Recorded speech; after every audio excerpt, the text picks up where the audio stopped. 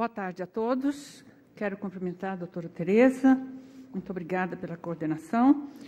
Quero cumprimentar o doutor Johnny Ferreira, diretor do Departamento de Águas do Ministério da Cidade. Cumprimentar todos aqui presentes. Senhor Hugo de Oliveira, diretor da Arcesp, demais autoridades, senhores filiados à Fiesp, senhores militantes da área de saneamento. Eu vou apresentar para os senhores o desafio da Sabesp para a universalização dos serviços em sua área de atuação. Bom, nós temos 27 milhões de clientes em todo o estado de São Paulo. Estes 27 milhões de clientes estão distribuídos em 374 municípios, sendo 363 municípios atendidos por concessão integral. E temos 7 municípios servidos com água e tratamento de esgoto no atacado e 4 parcerias com a iniciativa privada. Desse total, 146 municípios já têm nas suas sedes municipais, tal qual definidos pelo IBGE, 100% de todos os domicílios servidos por água potável, coleta de esgoto e todo o esgoto coletado, tratado. Naturalmente, me refiro a domicílios regulares. É a 4ª maior companhia do mundo em número de clientes. Se nós formos termos uma ideia de qual é a infraestrutura de esgotos, de saneamento implantados no estado de São Paulo pela Sabesp, essa figura representa bem. Nós daríamos 2,5 voltas à terra em 45 mil quilômetros de rede coletora de esgoto, 66 mil quilômetros de extensão de redes de abastecimento de água. Vamos aí com 490 estações de tratamento de esgoto, 212 estações de tratamento de água. Só para os senhores terem uma dimensão do que é uma infraestrutura de esgoto. E quando estivermos universalizado, isso aí deve aumentar pelo menos uma vez mais.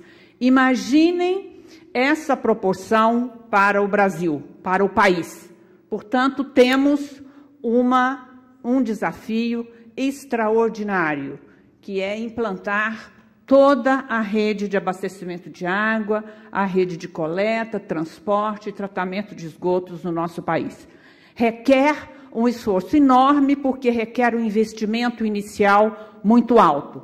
Além disso, requer estruturas organizacionais de Estado, seja para fiscalização, para regulação, seja para prestação dos serviços.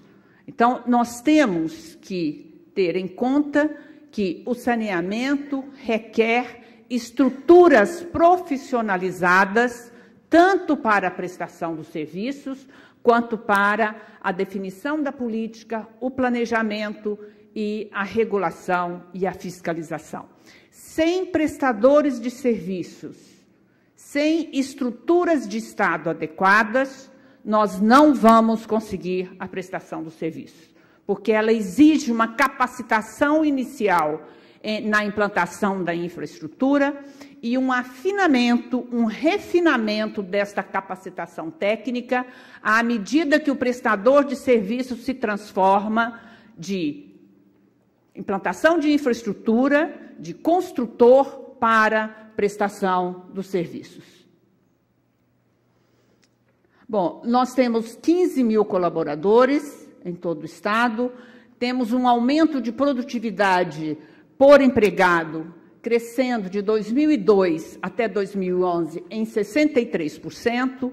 Nós tínhamos cerca de 550 empregados por ligação, estamos com 900 ligações por empregados. Então, é uma produtividade importante.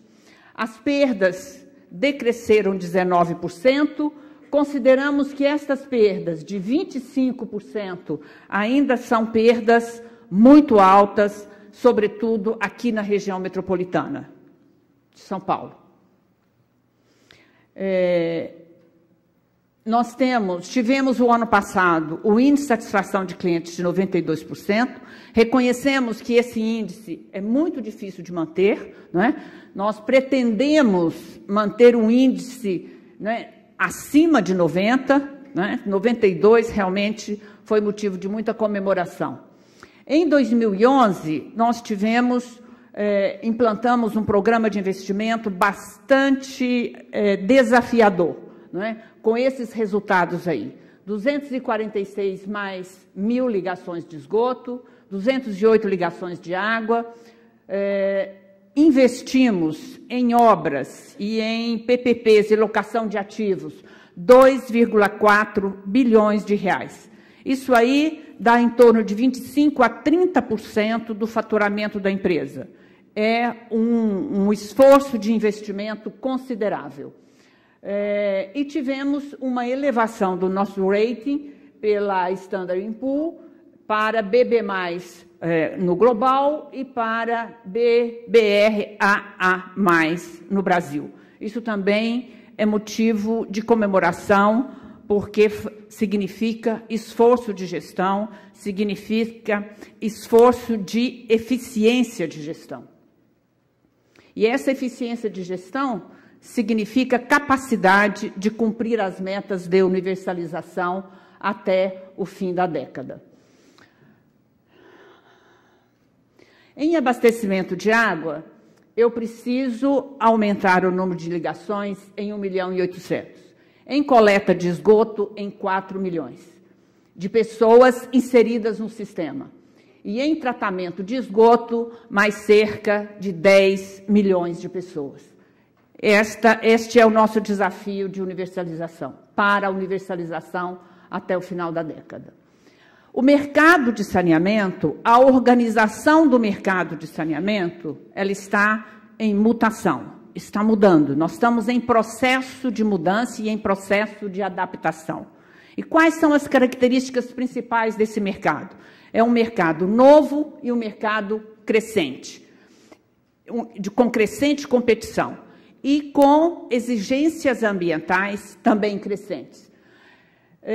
Neste novo mercado, neste novo marco regulatório, que significa o segundo ciclo de vida da Sabesp, nós já renovamos 258 concessões.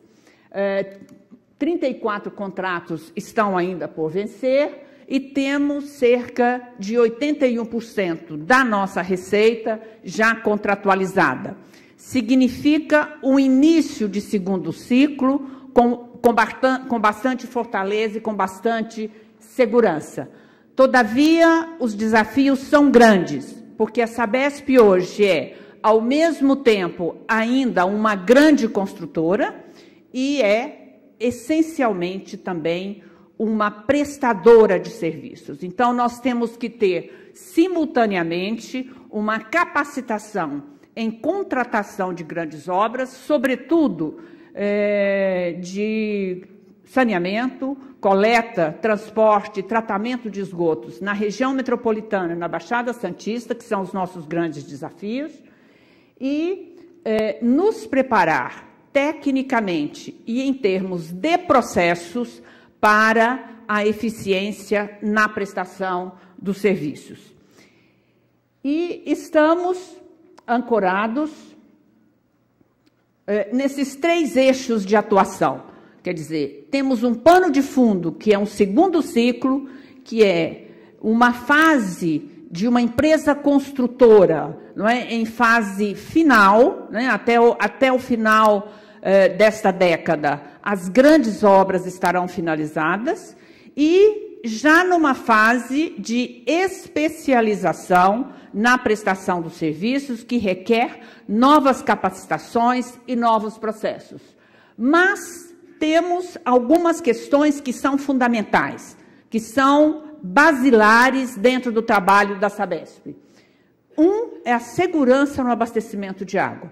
Nós temos que continuar investindo seletivamente a partir dos melhores projetos para que não falte água. Faltou água, ninguém tem razão. A Sabesp nunca tem razão quando falta água. Isso é um fato certo. Expansão dos serviços de esgotamento sanitário, sobretudo aqui na região metropolitana e na Baixada Santista. E recuperação dos nossos rios e córregos. A partir destes 3 grandes eixos, nós temos os nossos programas estruturantes. Na região metropolitana de São Paulo, onde vivem 20 milhões de pessoas, tem a produção de 19% do PIB, uma urbanização que aconteceu de forma absolutamente acelerada, que faz parte aí, nós todos acompanhamos esse processo, não é? Ainda por cima, vivemos, não é? Esses 20 milhões de pessoas estão localizadas numa área de extrema escassez hídrica. Portanto, os desafios são muito grandes. Sejam desafios para o abastecimento de água, sejam os desafios para o esgotamento sanitário, porque a capacidade de diluição dos nossos rios aqui do Alto Tietê é praticamente nula, são pequenos corpos d'água. Aqui está, eu lhes apresento os 8 sistemas, os 8 principais sistemas produtores da região metropolitana. Nós temos uma capacidade instalada de até 73 metros cúbicos por segundo e uma produção média anual em torno de 63 metros cúbicos por segundo. Eu não vou entrar em detalhe porque não temos muito tempo. Aqui tem que sair daqui. Isso. Bom, temos o Programa Metropolitano de Água, a expansão da oferta em 20% até o final desta década, investimentos realizados desde 2006, 2007, em torno de 1,7 bilhões, e temos um grande desafio, que é, até o final da década também, reduzir as perdas de água, variando no range aí entre 15% e 18%. Para isso, nós temos já contratados investimentos em torno de 4,3 bilhões de reais, de fontes importantes como JAICA, como o BNDES. Temos um programa corporativo de perdas bem estruturado. Na coleta de esgoto, nós estamos implantando a 3ª etapa do projeto Tietê. Já implantamos as 2, né? Os senhores acompanham isso muito de perto, e estamos, neste momento, com cerca de 500 obras em execução na região metropolitana, desde rede, transporte, a expansão de tratamento e a atuação mais específicas em alguns córregos. Isso envolve cerca de 1 bilhão e 800 milhões de reais. O custo da 3ª etapa é um pouco mais do que isso. Nós estamos complementando todo o financiamento da 3ª etapa com recursos do BNDES. Vamos aumentar os níveis de atendimento bastante ao fim dessa 3ª etapa, que será entre 2015 e 2016. E aqui vale uma explicação. As obras finalizam final de 2015, mas o contrato com o BID finaliza final de 2016. Então, nós estamos com todo o esforço, né, com todo o esforço da nossa superintendência que cuida desse projeto para cumprir o cronograma à risca. Nem sempre depende exclusivamente da Sabesp. Nós temos licenciadores no âmbito municipal, no âmbito estadual e no âmbito federal. E, muitas vezes, isso leva muito mais tempo do que prevíamos, né, para iniciarmos efetivamente uma obra. O programa está andando muito bem, dentro das características e das dificuldades da implantação de obras, seja pela questão dos licenciamentos, seja pela questão da própria estruturação urbana da região metropolitana, nós estamos avançando num ritmo, num cronograma que não é para nós 100% satisfatório, mas reconhecemos que o esforço de todos é o esforço importante, forte, e que nós vamos cumprir nossas metas.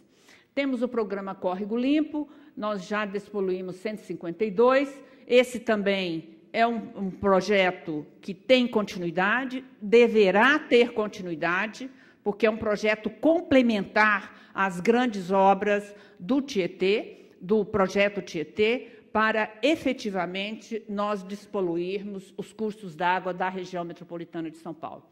Aqui tem a primeira etapa do projeto Tietê, né, que iniciou lá nos idos de 1992, a mobilização, e as obras efetivamente em 95. Aqui é o início, né? Antes, o que nós tínhamos? Só para ter uma ideia, aqui é a primeira etapa, a segunda etapa, a terceira etapa em execução e a quarta etapa que está em fase de planejamento e que nós já temos grande parte dos projetos básicos finalizados, alguns projetos executivos também finalizados, e estamos demandando recursos ao Ministério das Cidades, Caixa Econômica Federal, das linhas de financiamento FGTS e FAT, não é? Que é uma seleção do PAC 3, PAC 2, do PAC 2, que nós estamos buscando recursos para iniciarmos as licitações da fase 4 do projeto Tietê. Bom, no litoral, né, nós implantamos, desde 2007, um grande programa de despoluição. Constituiu a prioridade, uma das prioridades da Sabesp entre 2007 e 2011. Nós continuamos o programa Onda Limpa, agora numa fase de implantação forte de redes e de coletores. Essa região está crescendo muito em função do pré-sal, a população flutuante está crescendo muito em função do aumento da renda da população. Portanto, nós temos que acompanhar esse dinamismo econômico, né, de cada local, compreender o que está acontecendo para implantar a infraestrutura de modo a que não haja nenhum déficit. Bom, no interior de São Paulo, o que é interior? Região metropolitana, menos toda a área do litoral, seja litoral norte, litoral Baixada Santista e litoral sul. Nós temos 51 estações de tratamento de esgoto em execução, com cronogramas que indicam finalização, para finalização, ao longo de 2013, 2014 e talvez sobrando pouca coisa para 2015. E toda a infraestrutura de abastecimento de água que falta também em execução. Então, a nossa meta é, no interior, até o final de 2014, todas as sedes municipais com todos os domicílios regulares, com abastecimento de água, que já tem, né? Mas com mais segurança no abastecimento de água, com coleta de esgoto e todo o esgoto coletado, tratado. Temos resultados importantes do que estamos fazendo, por exemplo, na região do Vale do Paraíba, em que os grandes peixes voltaram ao Rio Paraíba e seus afluentes. Bom, o que mais estamos fazendo?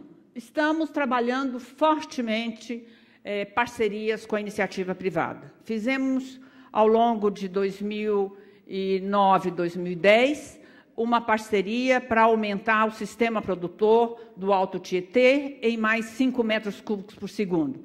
Foi uma PPP muito bem sucedida, que está em pleno funcionamento.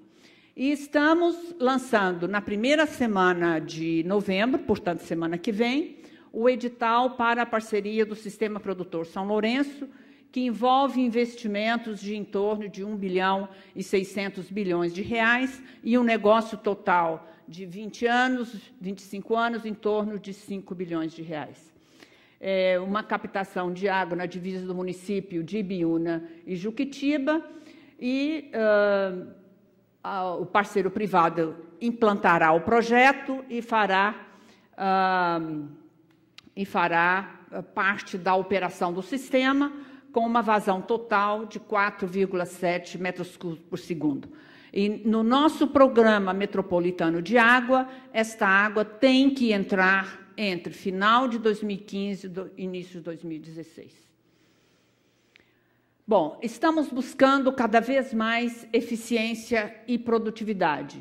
Num programa corporativo de perdas arrojado, no uso racional da água, através da implantação de puras em próprios municipais, estaduais e federais, num programa de eficiência energética e no treinamento e qualificação e formação de colaboradores.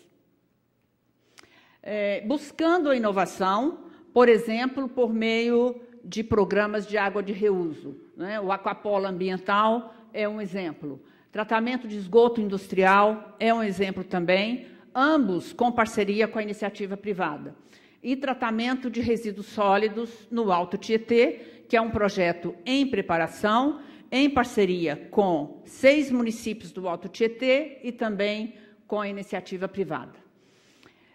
Nossas fontes de financiamento estão asseguradas já asseguradas, né, já com recursos contratados por mais 4 anos, temos recursos para as obras que já estão iniciadas e temos uma variedade de fontes de financiamento, né? JICA, BID, Banco Mundial, BNDES, Caixa Econômica Federal e também o mercado privado por meio de debêntures e também de bonds.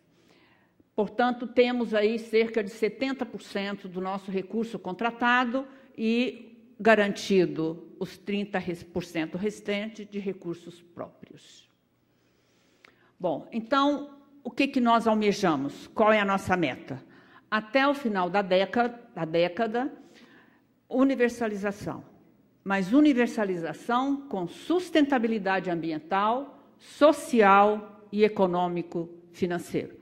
Isso é que nos garantirá uma permanência no mercado e uma empresa de porte mundial e um patrimônio dos paulistas. Muito obrigada.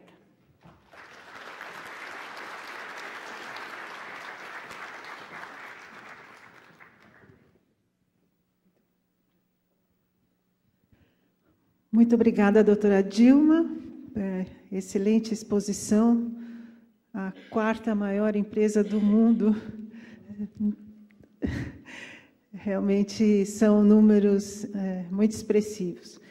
Eu queria convidar agora o Dr. Johnny para fazer a exposição.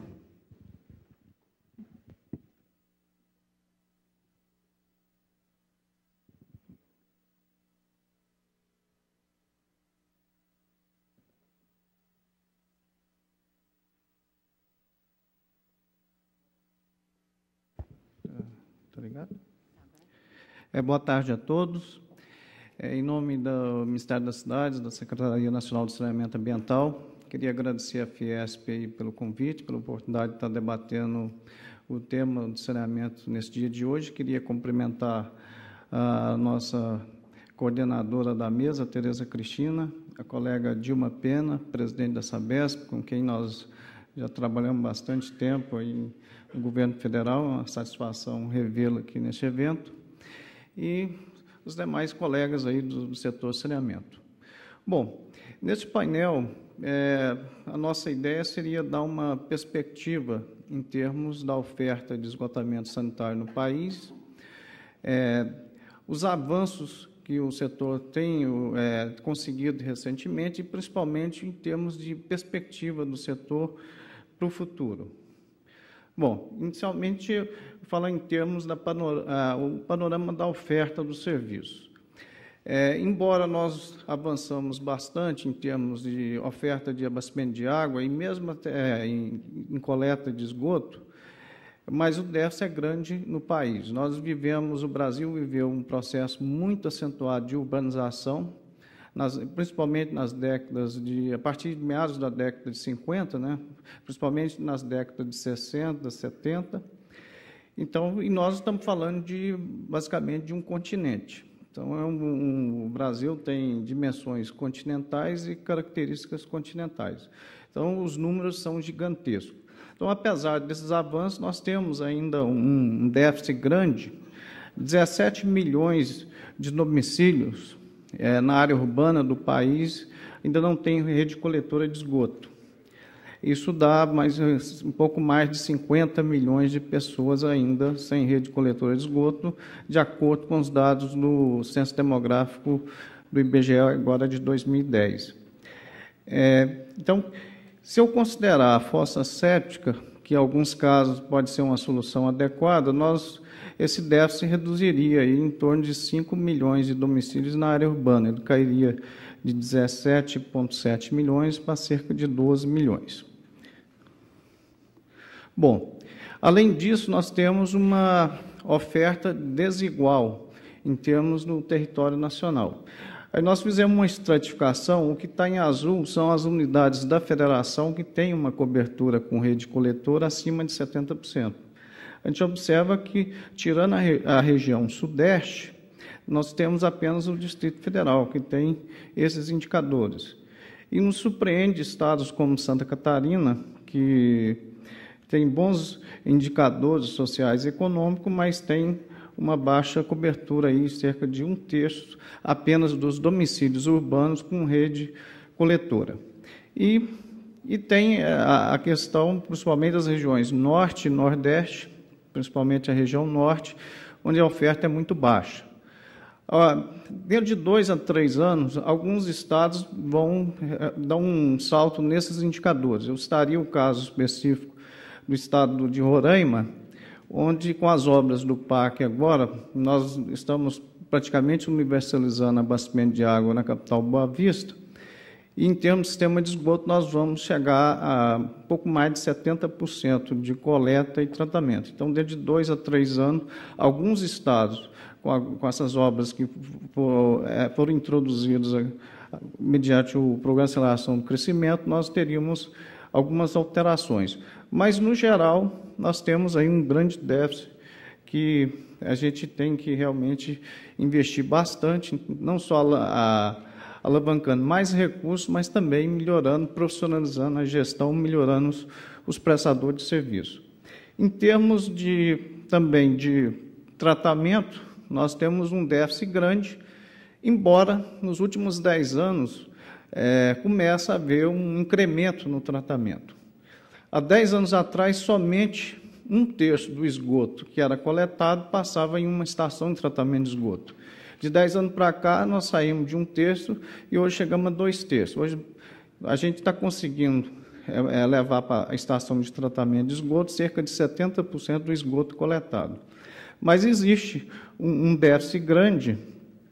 Então, em termos aí de um volume estimado com base no consumo de água, nós estaríamos coletando em torno de 60 e poucos por cento, 63%, 64%, está mais ou menos próximo desse número, e somente 43% passaria do esgoto estimado gerado, estaria passando uma unidade de tratamento de esgoto. Então, de certa forma, nós temos quase 60% do esgoto gerado na área urbana do país que não passa numa estação de tratamento de esgoto. E tem essa oferta desigual dentro do território nacional em termos de região geográfica. A gente observa que o Sudeste tem uma boa coleta, mas tem um déficit grande ainda de tratamento, aí, um passivo que ele começa a ser, de certa forma, enfrentado na medida que muitas unidades de tratamento estão sendo construídas e algumas que foram construídas, elas estão agora recebendo o esgoto através da interligação de coleta com as unidades mediante os coletores de tronco. Bom, então, um resumo poderia dizer o seguinte: são 50 milhões de pessoas sem acesso à rede coletora. A poluição causada por esgotamento sanitário aliada à questão dos resíduos sólidos urbanos e do manejo de águas pluviais, impacta sensivelmente os próprios mananciais de abastecimento público. Isso gera uma série de externalidades negativas, inclusive os próprios prestadores de serviço sofrem com isso. É cada vez mais difícil obter água de boa qualidade para abastecimento público, requerendo tratamentos avançados e mananciais cada vez mais distantes. E nós temos uma realidade ainda que quase a metade dos municípios do país não tem rede coletora. E dos que têm rede coletora, metade também só tem rede, mas não tem o tratamento.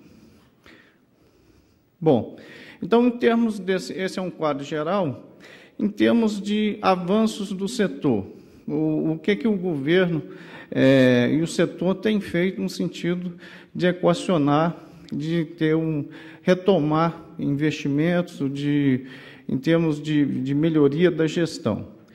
Nos últimos 10 anos, de certa forma, o setor começou a ter algumas conquistas, alguns avanços que eles, com uma perspectiva de futuro, são muito importantes. Eu destacaria a aprovação de uma nova legislação que ocorreu em 2007, com a Lei das Diretrizes Nacionais de Saneamento Básico, que desde a extinção do BNH e em 1986, do modelo antigo Planasa, houve um vácuo em termos de uma legislação para o setor. Aliada à Lei das Diretrizes de Saneamento, ocorreram também a Lei de Parcerias Público-Privada, editada em 2004, Lei de Concessões de 95, tivemos também a Lei de Resíduos Sólidos. Então, são vários marcos legais recentes que isso, de certa forma, definiu, do ponto de vista legal, institucional, como a prestação do serviço pode ocorrer. Isso cria um ambiente favorável de investimento, tanto para o setor público como para o setor privado. Um outro marco, já um esforço do governo, foi no sentido de editar um plano, um balizador, no sentido de estabelecer metas e estratégias, um plano estratégico com um horizonte de 20 anos, que foi o caso do Plano Nacional de Saneamento Básico, que ele está praticamente concluído, teve a última fase agora de consulta pública, houve várias emendas apresentadas e ele está na fase final de avaliação dessas emendas para posterior aprovação. Bom, além dessa questão política institucional, que eu acho que foi uma conquista muito grande do setor, de ter finalmente aprovado uma nova legislação que prevê a regulação, reforça os mecanismos de planejamento, de controle social, cria flexibilidade em termos de modelos institucionais. Eu destacaria também o processo de retomada de investimentos que tem ocorrido de 10 anos para cá, principalmente a partir de 2007.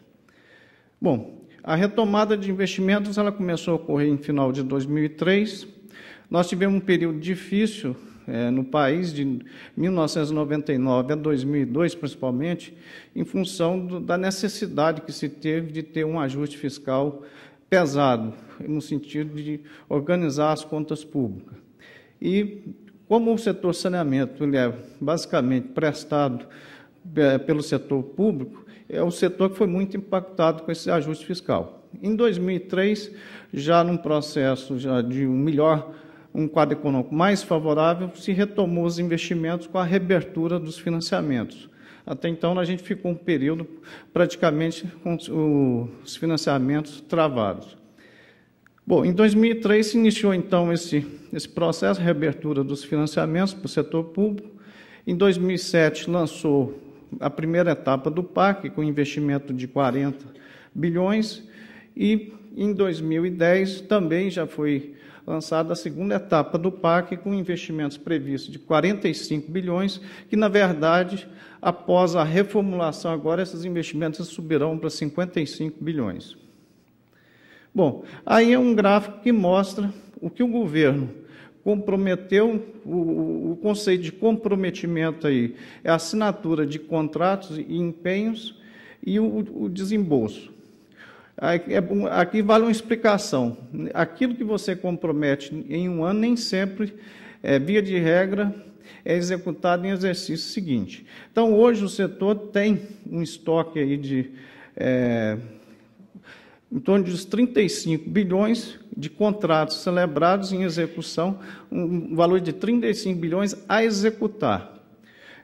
Esses são dados atualizados para valores de 2011, mas o importante é que a média de compromisso de 2000 a 2006, que era de 4,3 bilhões, subiu agora para 11,2 bilhões a média anual, e os desembolsos, que estavam em torno de 1,5 bi por ano, eles subiram agora para 6,6 bilhões.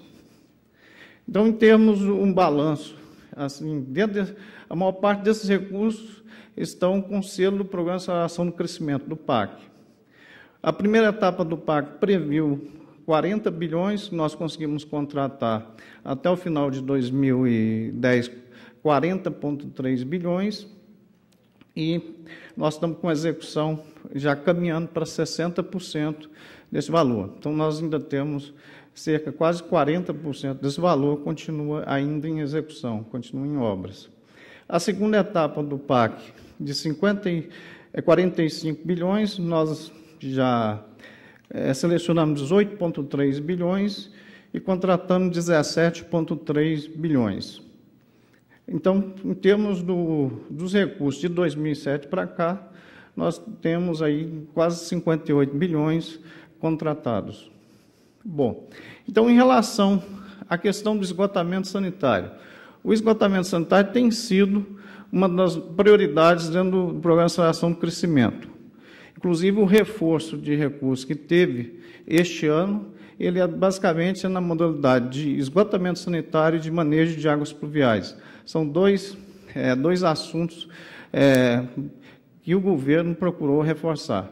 Então, em termos de esgotamento sanitário, do montante de 57,6 bilhões, nós temos 19,7, quase 20 bilhões, na modalidade pura de esgotamento sanitário, além de a modalidade de saneamento integrado ter um grande percentual também de ações voltadas para esgotamento sanitário. Então, nós temos em torno, hoje, 485 estações de tratamento de esgoto em construção no país de médio e grande porte.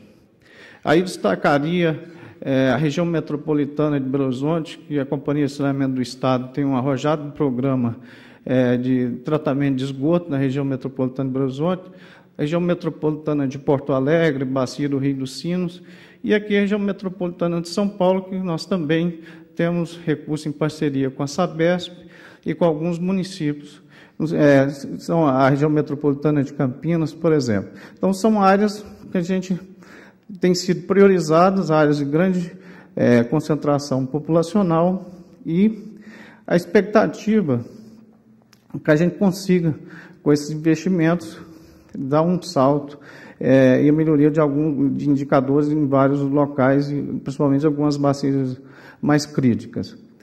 Estamos com um processo seletivo agora em aberto, já terminamos o recebimento de propostas de 20,8 bilhões, que é a continuidade do PAC 2. Nós recebemos uma demanda aí de 24 bilhões, estamos ofertando 20,8 bilhões, sendo que 12,8 bilhões será destinado à modalidade de esgotamento sanitário.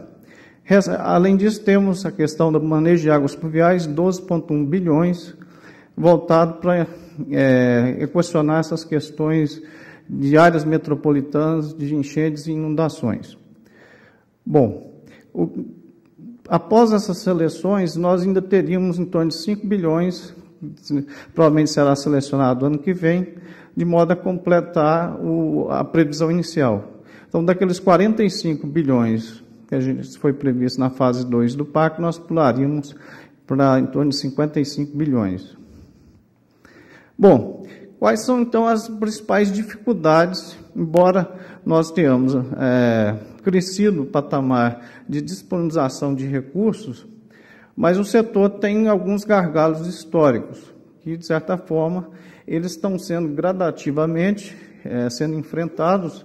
Aí varia o estágio entre prestadores, entre estados e municípios, mas o principal ponto que são intervenções complexas. Então, a questão da ocupação urbana desordenada, ela impacta significativamente a implantação do serviço de saneamento. Então, hoje, se fazer esgotamento sanitário, seja coleta, tratamento, os coletores tronco, nas grandes cidades, isso tem uma alta complexidade.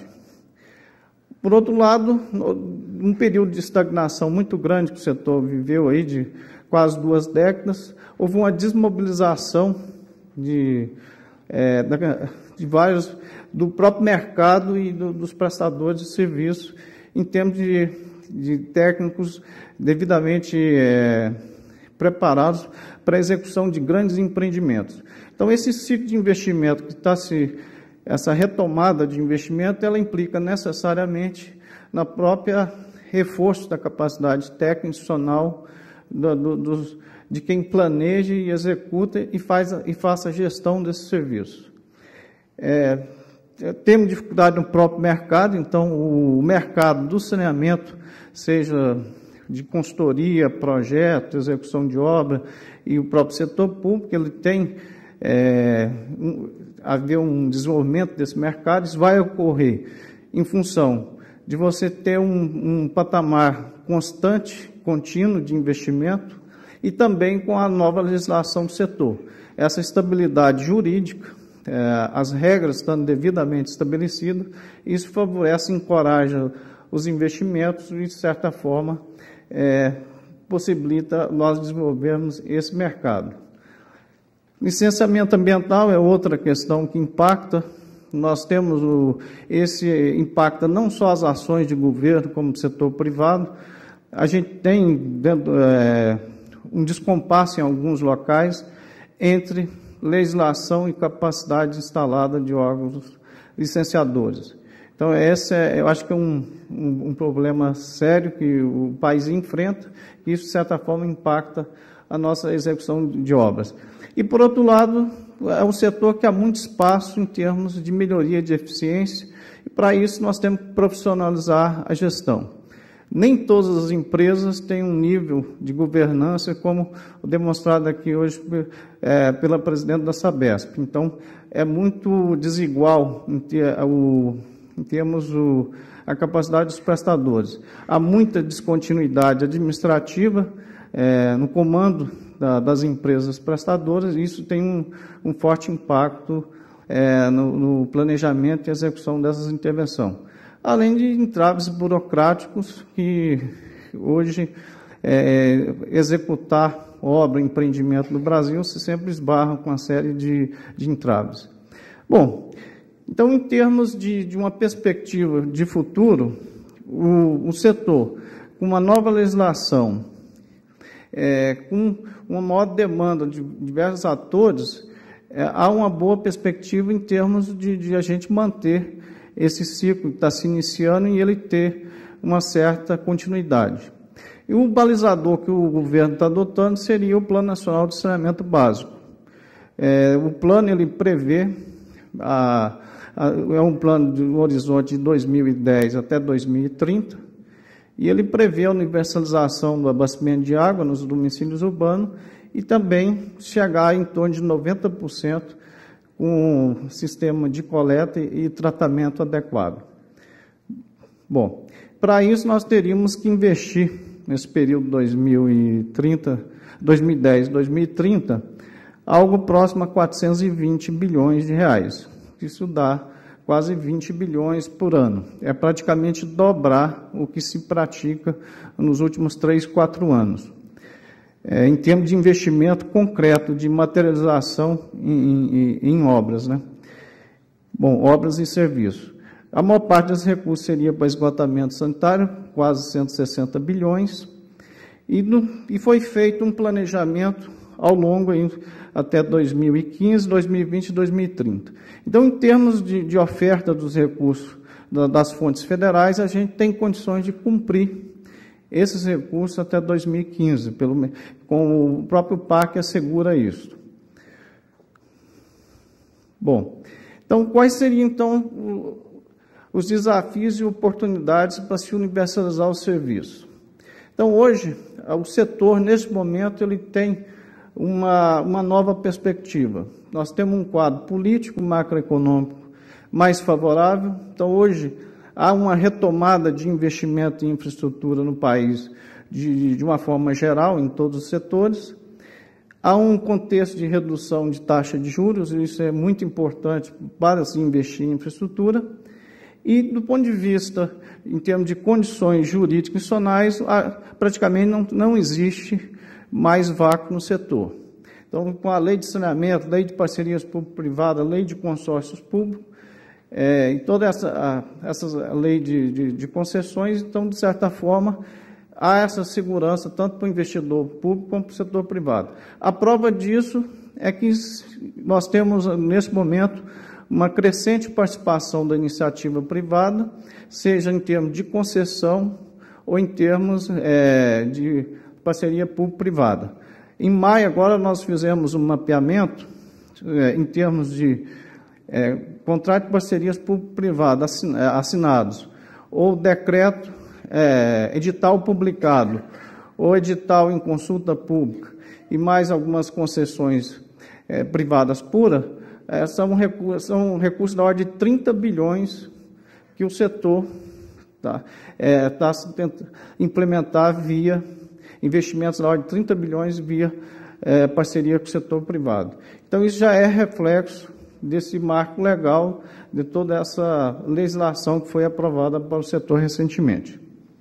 Bom, um outro ponto favorável é que o setor tem algumas fontes, de certa forma, fixas e estáveis, que é o caso do FGTS e do FAT-BNDES. Hoje, o BNDES começou a trabalhar com saneamento a partir de 1996, e hoje ele é um ator, de certa forma, tem um peso significativo. Hoje, 25% das operações com o setor público, operações de crédito, já são feitas via BNDES. Isso é bom, de certa forma, para o setor, essa opção de dois grandes agentes financeiros, que se cria uma certa competição, inclusive refletindo em encargos financeiros menores para quem toma os recursos. Há uma demanda forte em termos de outras políticas públicas em relação ao setor. Eu acho que isso é um ponto positivo, já que há uma pressão da política habitacional, a questão da gestão de recursos hídricos, as pressões ambientais. Isso, de certa forma, vai forçar o setor a encontrar as alternativas. Hoje, a questão do esgotamento sanitário, as empresas, muitos prestadores, têm deixado de lado a discussão ideológica e ido para um pragmatismo, lançando mão de instrumentos como a parceria público-privada, por exemplo. Então, há a necessidade de você antecipar investimento, de você ofertar esse serviço com o menor prazo possível. Também, vários empreendimentos estratégicos que se tem no país hoje, a questão do saneamento entrou como um critério de compensação ambiental e social. E aí eu cito o exemplo das hidrelétricas do Madeira, em que o governo teve que alocar os recursos para equacionar o esgotamento sanitário da cidade de Porto Velho. Assim como Belo Monte, agora também tem a questão do saneamento como compensação ambiental, e outros empreendimentos como da própria Petrobras, por exemplo. Bom, e além dos grandes eventos também que têm cobrado também a oferta desse serviço. Então, hoje, em termos de oportunidade, o setor tem algumas oportunidades, na minha avaliação, um quadro mais favorável do que se tinha 15, 20 anos atrás. Agora, como desafio, seria os principais desafios que eu colocaria. Primeiro, implementar e consolidar os dispositivos da nova legislação do setor. Então, a questão da regulação, por exemplo, somente cerca de 3 mil municípios têm serviço regulado na parte de água e esgoto. Além disso, a regulação ela ainda está em uma fase inicial de implantação. Então, as entidades reguladoras estão em constituição. Então, numa perspectiva de médio e longo prazo, a regulação ela é muito importante no sentido de melhorar a qualidade do serviço, de você ter uns serviços de forma mais justa, de melhor qualidade, e contribuir para a eficiência da prestação. Então, hoje o desafio seria implementar a regulação em todo o território nacional, no sentido de que e melhorar a capacidade das atuais entidades reguladoras. Outro aspecto é a regularização da prestação de serviço. E nós avançamos bastante, esse é um dos avanços que nós tivemos nos últimos anos. Nós tínhamos uma situação que os contratos de concessões das empresas a sua maioria estava vencendo, e as empresas continuavam prestando esse serviço sem um novo contrato. Com a legislação do setor e com vários esforços que o próprio governo federal fez no sentido de estimular essa regulação, essa regularização da prestação, hoje nós crescemos bastante, mas ainda tem 25% de municípios do país em que não ocorreu ainda essa regularização, seja a renovação com a companhia estadual que está atuando lá ou optando por uma outra estrutura. Então, de certa forma, esse é um ponto ainda que a gente precisa terminar esse processo. A questão dos planos, a elaboração dos planos de saneamento, que é outro desafio que a legislação previu e que isso é muito desuniforme dentro do território nacional, e a questão da melhoria da capacidade técnica e institucional, tanto por parte dos titulares e prestadores de serviço. Então, é um setor que há muito espaço para se ganhar em termos de eficiência nele. Nós temos altos índices de perdas, podemos melhorar em termos de eficiência energética, de produtividade. Para isso, os serviços eles têm que ter uma gestão mais profissional possível, uma política mais agressiva em termos de recuperação de custos e também em termos de eficiência e em termos de redução de custo.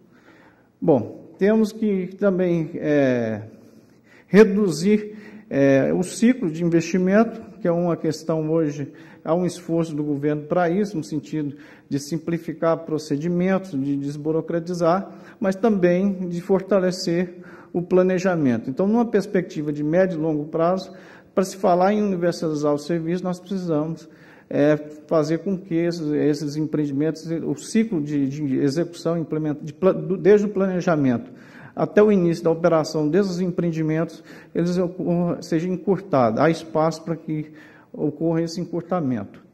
Então, hoje nós estamos discutindo a questão da desoneração do PIS e COFINS para o setor. Hoje o setor aí, ele paga, em termos de PIS e COFINS, cerca de 2 bilhões por ano. Se a gente conseguir essa desoneração, criaria espaço para investimento. Bom, e a qualificação do gasto do setor como um todo, acho que são aspectos que a gente tem que buscar. E o principal ponto é a mobilização da população para a importância do saneamento. Hoje já uma grande parcela da população já tem ciência da importância do serviço de saneamento, mas na hora de pagar pelo serviço, há uma certa resistência. Várias pesquisas têm atestado isso.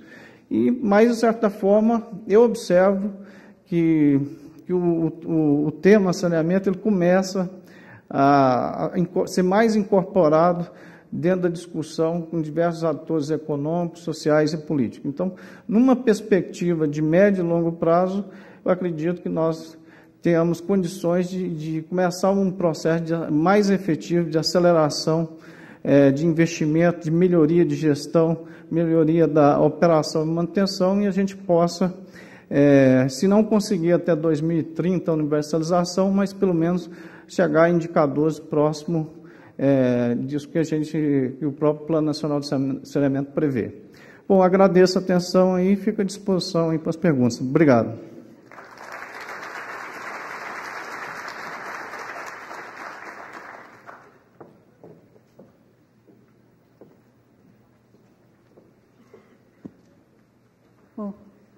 Muito obrigada, Johnny, pela apresentação. Nós temos aqui uma série de perguntas para a Dilma. Eu passei duas perguntas para você. Bom, eu vou ler as demais aqui. Talvez seja conveniente eu ler todas e você ir respondendo. Várias têm o mesmo tema. A Karina pergunta como é feita a cobrança do usuário nos casos em que, em alguns municípios, existe coleta e afastamento de esgoto, mas não tem tratamento, e outros têm coleta, afastamento e tratamento. Então, a pergunta é como é feita a cobrança do usuário no caso em que é feita a coleta, mas não é feito o tratamento, e no caso em que é feito coleta e tratamento. Uma outra pergunta do Clodoir, com relação a se a Sabesp pretende participar em licitações em outros estados nessa área de saneamento básico. E, no caso da desoneração do PIS/COFINS, que foi mencionado agora pelo Johnny, qual seria o impacto na empresa com relação a recursos para investimento? José Roberto pergunta como pode o cidadão ter acesso a informações técnicas sobre os padrões de qualidade da água tratada pela Sabesp. Imagino que esteja disponível na página web da Sabesp.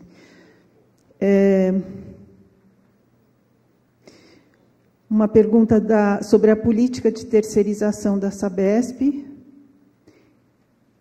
E processo de individualização de água em condomínios. Bom, há duas perguntas sobre reuso de água de chuva.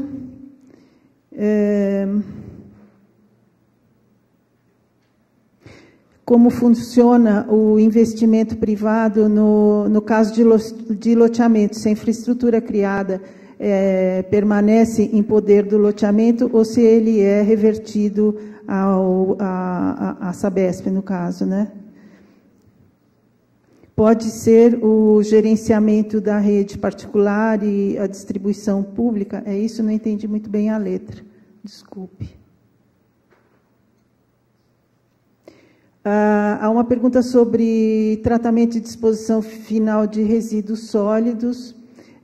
O que a Sabesp tem feito nesse sentido? Imagino que seja pelos resíduos gerados pela companhia. Ou não sei se a empresa tem ou pretende ter algum tipo de atuação na parte de gestão de resíduos sólidos. Tem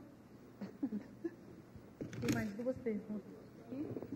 Alguém pergunta, a Ângela pergunta sobre... A Ângela pergunta sobre escassez hídrica e captação de água de chuvas. E afirma que as chuvas estão cada vez mais intensas. E tem uma pergunta do Sérgio, que fala como a Sabesp está encarando a deliberação 346, que é uma deliberação da ARCESP sobre descontinuidade. Bom, são várias perguntas complexas, né? Não sei quanto tempo a gente teria. Só para me balizar. Talvez não haja tempo de responder todas as perguntas, porque nós temos só 10 minutos de debate. E o nosso colega vai ter que falar também, né? Então, eu estou à disposição dos senhores na Sabesp para responder mais detalhe todas estas perguntas.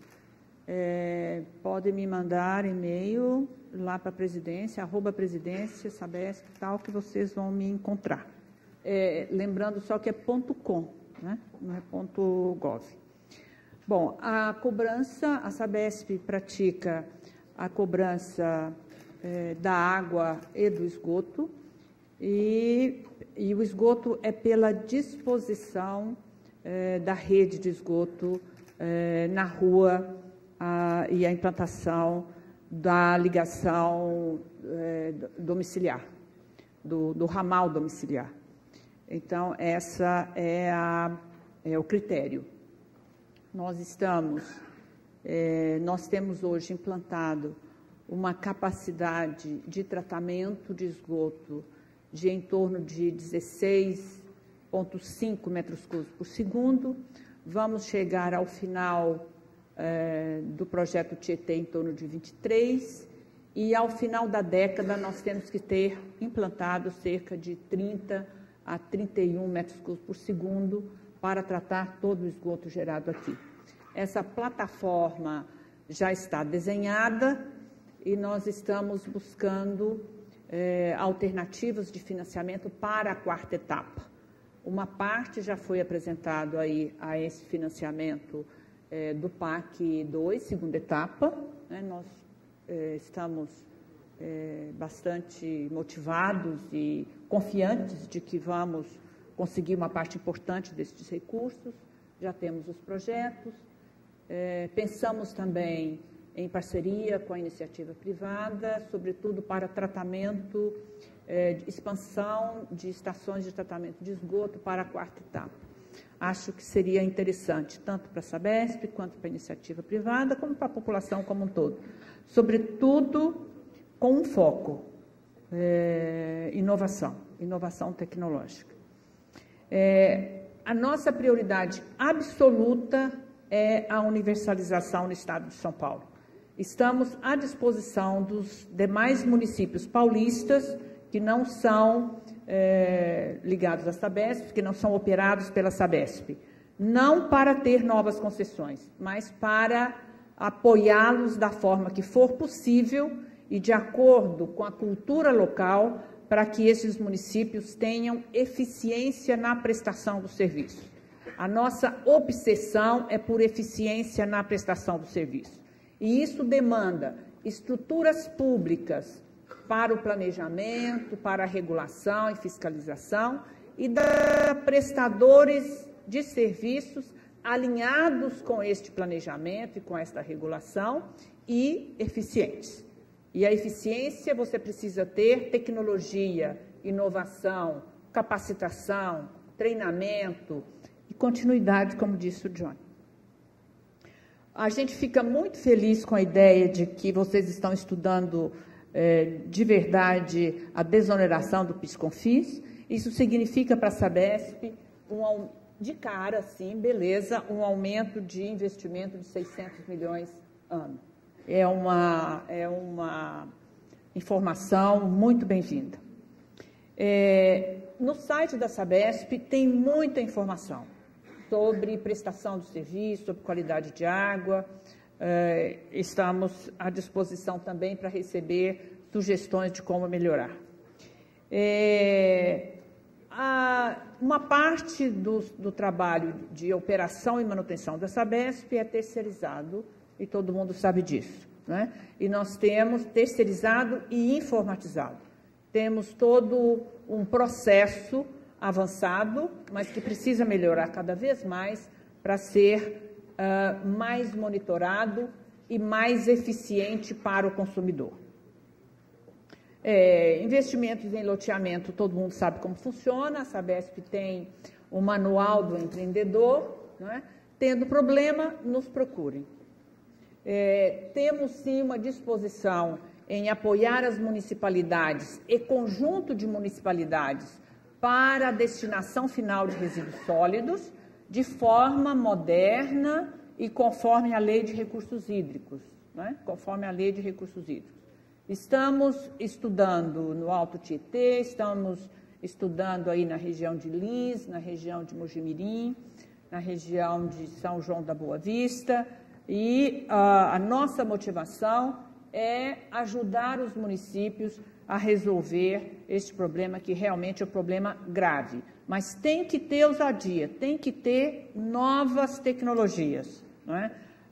Principalmente na macrometrópole paulista, que tem cerca de 32 milhões de pessoas, né? Nós temos muita dificuldade na implantação de aterros sanitários.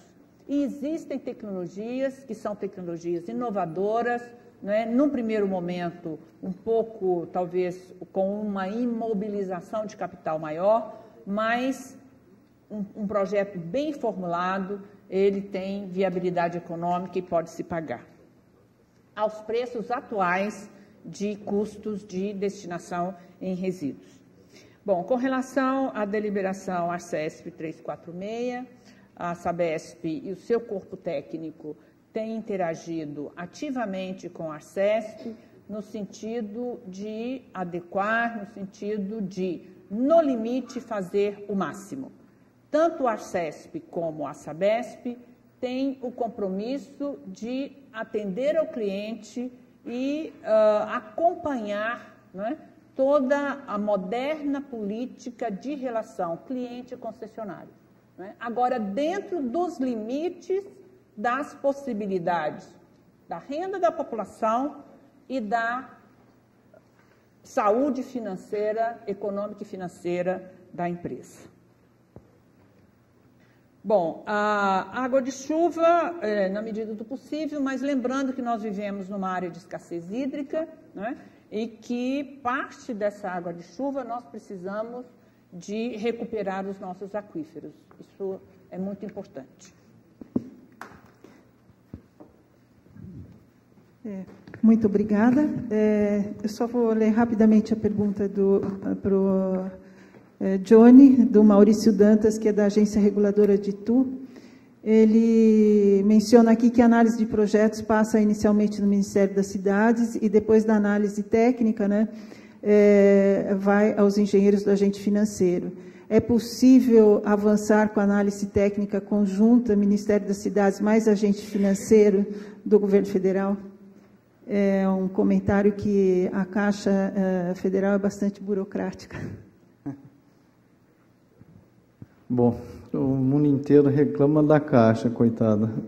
Há situações que há razão de se reclamar e outras nem tanto também. E a gente entende a dificuldade o papel que a Caixa tem que desempenhar. Bom, a questão é a seguinte, eu queria deixar claro assim, o Ministério ele não promove de fato a análise de projeto. O que o Ministério tem feito? No sentido de melhorar o processo seletivo, porque a responsabilidade de seleção, seja os recursos do Orçamento Geral da União, hoje, o PAC 2, por exemplo, a metade dos recursos é a fundo perdido, do Orçamento Geral da União. No PAC 1, era em torno de 40% do Orçamento Geral da União. Esses são recursos que o Ministério tem uma responsabilidade maior em cima deles, inclusive aspectos de ordem legal. E tem os recursos que são das fontes do FGTS, do BNDES, que o Ministério tem a responsabilidade de fazer o processo seletivo. No sentido de você procurar selecionar propostas mais avançadas tecnicamente, que pudessem as obras, os investimentos se viabilizar num tempo mais curto, e até pelo um aprendizado da primeira fase do início do PAC, nós tomamos uma decisão de fazer tipo um processo de entrevistas com os proponentes, que é mais no sentido de nós começarmos a entender a problemática, o estágio que estão os projetos. Então, isso que, entre aspas, é chamado por análise, até a gente mesmo acaba chamando de análise, na verdade, de fato, não é uma análise, ela não substitui a análise da Caixa ou do BNDES. Então, nós não teríamos, mas nas reuniões que nós fizemos nas últimas seleções, nós chamamos, principalmente a Caixa Econômica, ela participou da discussão. Então, vou até citar um exemplo, a Sabesp, quando participou do processo seletivo realizado em 2010, os representantes da Caixa aqui de São Paulo, eles tiveram a oportunidade de participar conosco da discussão, e isso é uma coisa extremamente positiva. Agora, essa entrevista ela não tem como substituir a análise da Caixa, porque é uma coisa mais em termos de avaliação do estágio da proposta. O Ministério não tem estrutura técnica para analisar projetos e nem é a intenção do Ministério. A gente atua no sentido de aprimorar o processo seletivo. Bom, eu queria agradecer a Dilma, ao Johnny, pela excelente exposição, esse painel da tarde, muito interessante, e convidar os presentes a seguir conosco para o próximo painel.